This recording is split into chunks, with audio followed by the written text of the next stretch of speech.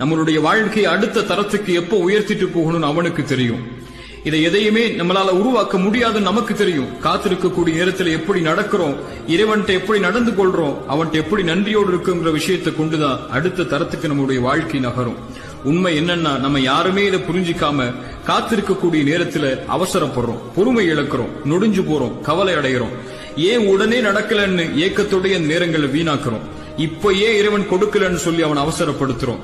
தகுதியான நேரத்துக்கு முன்னாடி தகுதி இல்லாத விஷயங்கள் கிடைக்கிறது அருட்கொடை இல்லைங்க, அது சுமை, மேலும் ஆபத்து. ஒரு தந்தை செல்வந்தர், அவர் செல்வந்தவங்கிற காரணத்துக்காக 6 வயசு பையன் விலையுயர்ந்த காரை ஓட்ட கேட்கிறாங்கிறதுக்காக கொடுக்க மாட்டார். ஏன்? 6 வயசுல அந்த காரை ஓட்டுறது ஆபத்துன்னு அவருக்கு தெரியும். ஒரு தந்தைக்கே இந்த அக்கறை இருக்குன்னா 99 மடங்கு தந்தையை விட அன்பு வச்சிருக்கக்கூடிய நம்மளை படைச்ச இறைவன் நமக்கு எந்த நேரத்துல கொடுக்கணுங்கிறத தெரியாமையா இருப்பா?